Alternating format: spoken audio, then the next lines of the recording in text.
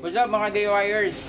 Sa mga ka-e-bikers, so ito na pala yung update sa ginagawa nating electronic bike or e-trike project. So ayan, natapos na natin lagyan ng crash guards, flooring, double fork, na mga stainless yan. So ayan, kasalukuyan na pala natin ginagawa ng speaker enclosure. So tapos na tayo mag-woodworks, ang sunod na natin yung fiber working naman. So yun ituturo ko sa inyo kung paano mag-fiber works ang speaker enclosure, lalo na kung halimbawa gagamitin nyo sa kotse, o yung mga magandang nakikita sa mga car show, motor show, yun. Baka kahit sakaling kailangan yung mag-fiber works. So, tutok lang mga ka-DIYers kung paano natin gagawin yung mga step-by-step procedure sa pagpa-fiber working. So, syempre sa pag-fiber works, so kailangan muna natin gumawa ng frame. So, ito yung pinaka-frame niya. So, kailangan tukod-tukod. Kailangan matibay para kapag nilapatan ng kumot tsaka ng fiberworks hindi siya uuga-uga. So yan, bukod sa tininornilyo ko na, dinikit ko pa ng epoxy para walang kawala. So yan, kung makikita nyo rin itong nasa likod ng ating e-bike. So yan, makikita nyo, paa lang, nakaangat lang talaga. So para madaling itayo yung speaker, kailangan yung paa lagyan nyo rin ng brace para hindi uuga-uga siya, matibay siya. So ayan, mag-uumpisa na tayo mag fiber working.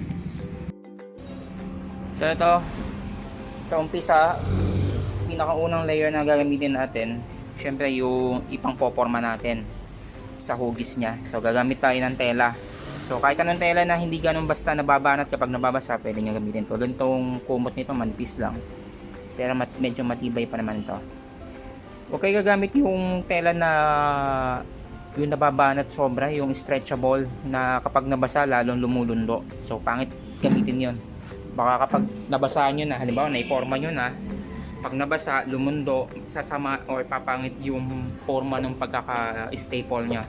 Kaya mas maganda ang gamitin nyo yung hindi stretchable. So yan, pinaporma na natin yung kumot sa frame na ginawa natin. So kung halimbawa pala ang gusto nyo gawin is fairing ng sasakyan or sa motor, kotse, ang kalimitang ginagamit na pang molde dyan, yung mga karton na ginupit-gupit na pinagdidikit-dikit or yung inukit na styrofoam, pwede rin yon. Pwede rin naman yung minolde na clay, tsaka yung borax na ginagamit kalimitan sa pagsusukat ng pustiso, yun, mabilis din matuyo yun. So pwede yun. Or kahit ano pa man na pwede nyo ukitin na pwede nyo gawing molde, pwede rin kahoy. So basta ang technique lang, lagyan nyo lang ng wax kapag molde yung gagawin nyo para hindi manikit yung fiberglass. Pero ito, diretso na. So yan ang ating kumot. Mahirap talaga pag parehasin. Pero gagawa naman natin ng paraan sa masilya yan. So yan, sa masilya na lang natin dadalihin yung pangit na pagkakabanat. So maganda at pinakamagandang technique, tatandaan nyo yung step by step kung paano nyo nilatag yun sa kaliwa para sa kanan medyo paparehas. So dito sa pagdating sa kanan ko, medyo parang sablay na yung pagkakapatak nung kumot.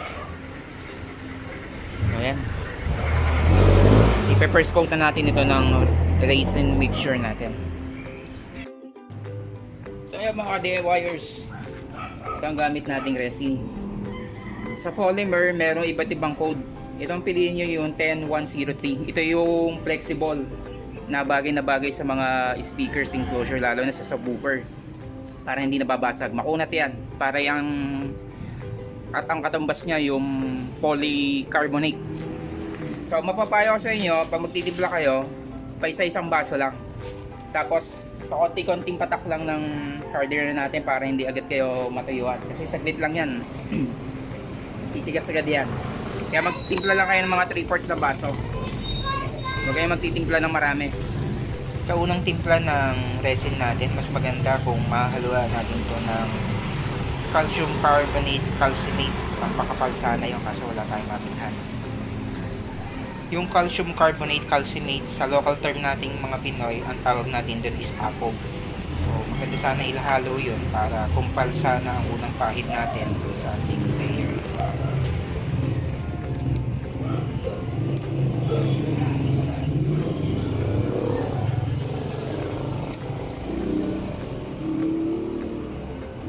Sisira yata dun. Yung hardener natin, na 3 patak lang, okay na yun. O isang tiga ng medyo ano, 3 patak yan, ang dami na no. Okay na yun, para medyo matagal tumigas. Hindi kita ko. Pa, hindi kita o. Nakayuko. Doon lang ako sa baba.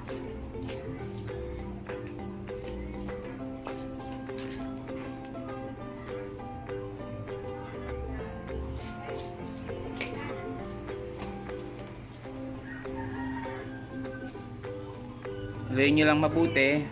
Pag nakita nyo na parang hindi na siya kulay pink yung kulay niya, yan, kanina parang medyo malaping, pwede nang i-apply to.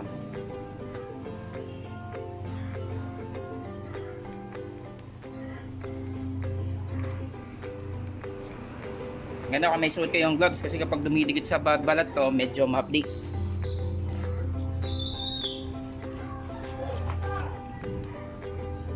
Kasi ito na yung first coat natin, yung pinaka molde natin.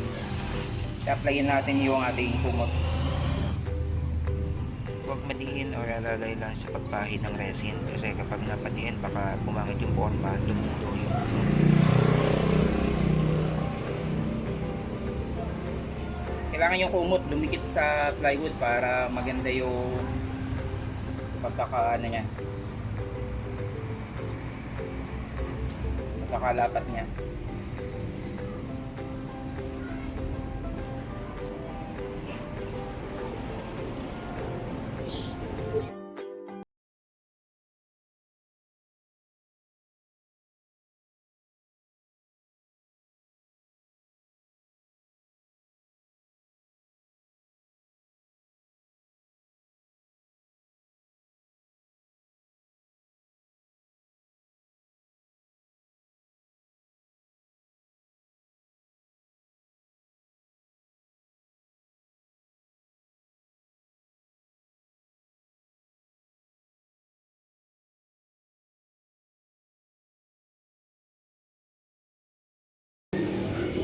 So nakatapan siya sa akin mag-apply ng first coat. So, yan yung pinaka molde natin. So nasa tamang pagbatak at pag-staple talaga ng tela kung paano natin mapapaganda yung molde. So yan, dito naman sa isa medyo okay naman. Pero pagdating talaga dito sa isa, marami tayong hahabulin sa masilya. Itong kaliwa medyo okay, pero dito medyo sablay. Pero kapag nilatagan naman ng fiber mat yan, tingin ko medyo madali ng latagan ng masilya yan. So patigasin lang ng konti, tapos pwede nang applyan ng fiber mat. So pag apply ng fiber mat, gupitin nyo lang yan into strips. Siguro ang lapad mga 3 inches para hindi kayo mahirapan sa mga curve paglalata, kasi kapag yung masyadong malapad, mahirap ilapat yan. Tsaka pinaka technique, kasi napaka-kati ng fiber mat, ang ginagawa ko, nagpapahid ako ng conditioner sa balat ko saka sa paa, tapos lalagyan ko ng powder na gawgaw or pulbo para hindi ganun pumapasok yung particles ng fiber mat sa balat, kasi yun yung makate.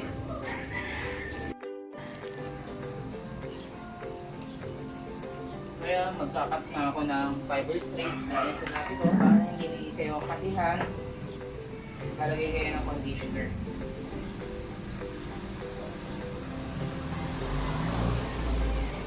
Dahil sobrang kati talaga na fiber mat.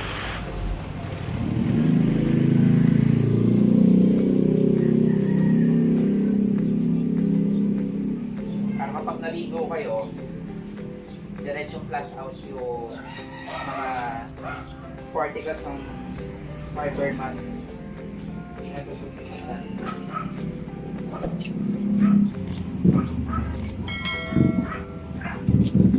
Magyanap po.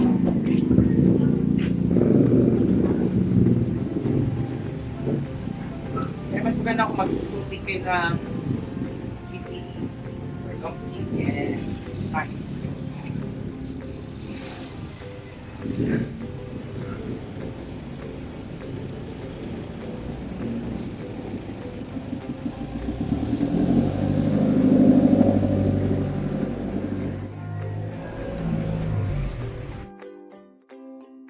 So ayan, bago tayo maglatag ng fiber mat, ginugupit ko muna ng iba't ibang size. Merong 1 inch, 2 inch, 3 inches na lapad. Meron din mas malapad para dun sa mas malalaking part na lalagyan.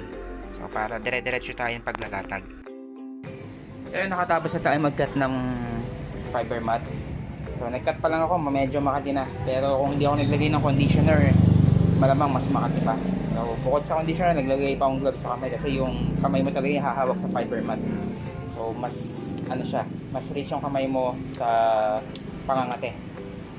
So ayan, medyo matigas na yung ating first layer ng molde natin. Pwede na tayo mag-apply ng ating fiber mat. So gamit ulit yung brush natin. So yun, susugin lang natin yung bawat area, lagyan natin, tapos idikit din natin sa plywood. Tapos madali na naman niya mag-trim gamit ang grinder natin, makakat natin yan ng mabilis. Tapos ang application ng ating fiber mat, kung ilang layer, ako ginagawa ko 3 layers. Pwede na rin naman yung 2, pero para mas makapal, ginagawa ko 3. Sa mga sharp curve at saka yung mga kanto na sobrang liliit, magandang gagawin nyo doon yung hinimay na fiber strips ang lalagyan nyo para mas lumapat.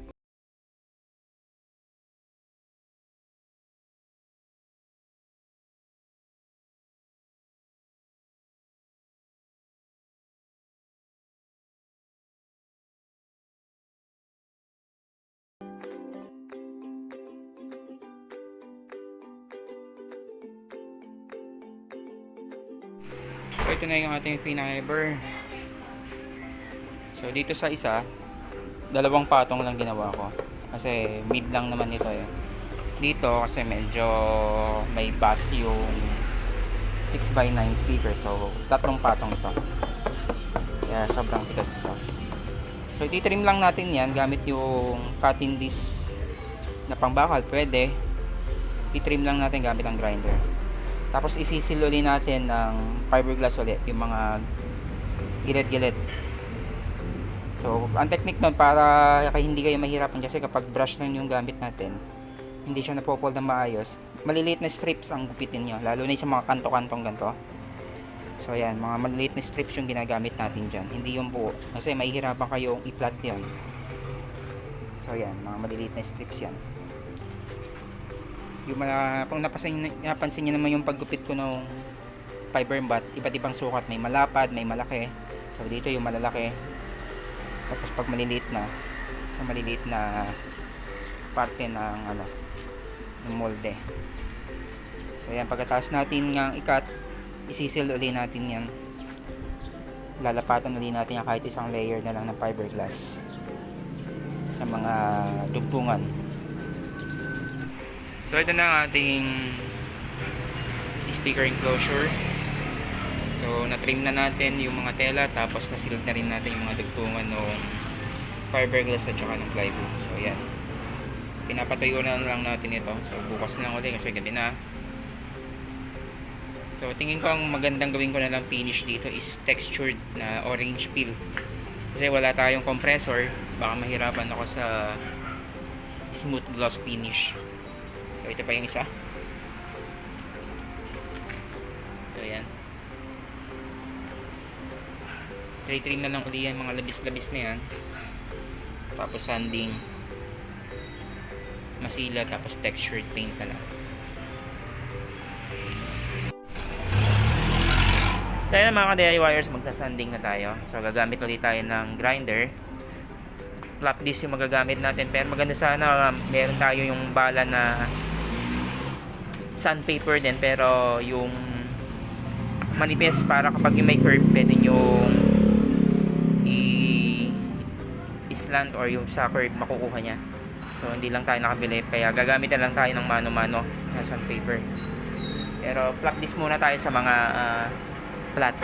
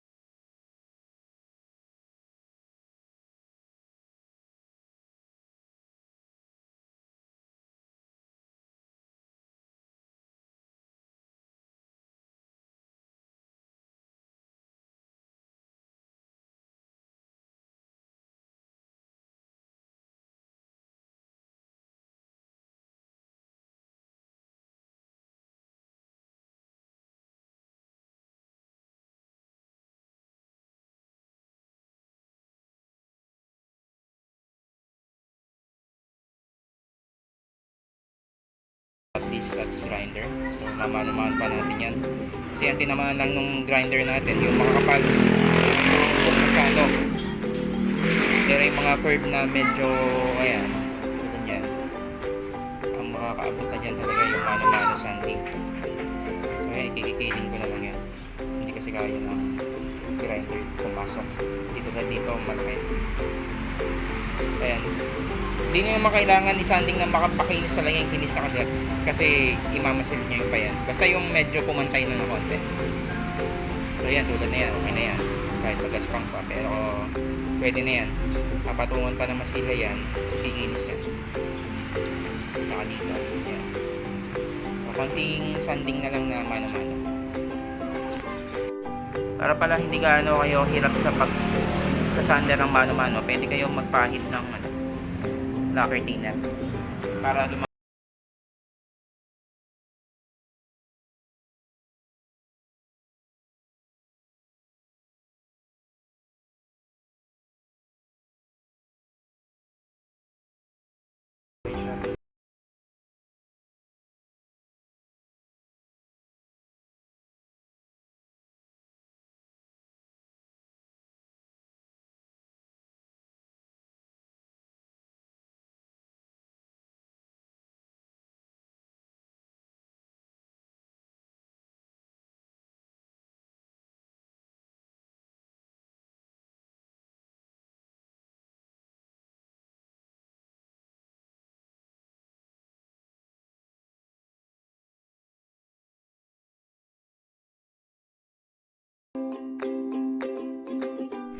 So ganun lang kasimple mga ka-DIYers maghulma ng ating speaker baffles.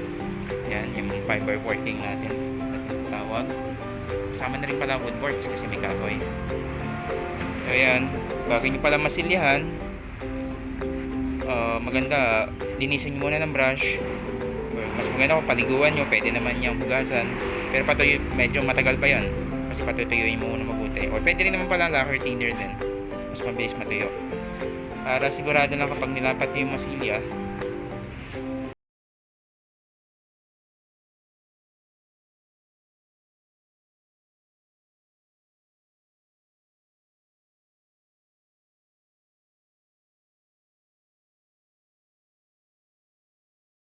So recap lang ulit tayo kung paano natin hinulma yung speaker baffles na yan. So gamit ang tela, kahit anong klaseng tela, mas maganda yung mas makapal ng konti.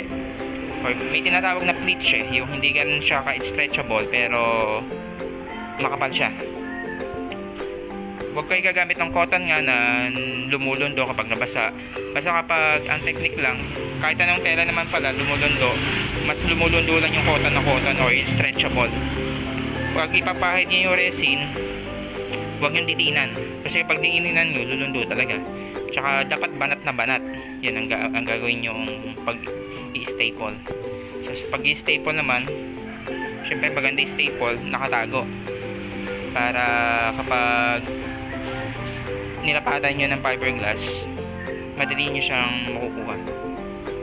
So yan, tinago ko na yun dito yung staple. Titambunan ko na. Tapos sa paghalo ng ating resin at saka yung hardener, kung hindi kayo mabilis trumabaho, bawasan nyo lang yung hardener para hindi agad kayo matayuan. So kagaya na sa akin, 3 pisel, siguro mga ilang patak din yung pumatak sa isang pisel. Basta tansyahin nyo na lang. Sa unang timpla nyo, tingnan nyo kung gaano kabilis matayo. So yung mga ka-DIYers, saksayan ko kung paano tayo gumawa ng pagkakahulma ng speaker baffles na yan. At abangan nyo pa yung susunod nating video kung paano nating mamasilyahan yan. So another vlog ulit yung kung paano mamasilya ng curve. So binigyan-request kasi ng isa sa mga subscribers kung nagtatanong kung paano daw magmasilya ng mga curving. So meron akong naunang vlog kung paano magmasilya ng kisame sa mga wall. So ito naman yung pagkakataon na makapag-vlog tayo ng mga curve. Kaya patuloy lang kayo tumutok sa aking YouTube channel at subscribe na rin sa mga hindi pa nag-subscribe at i-click na rin ang notification bell para maging update kayo. So salamat sa pagtutok!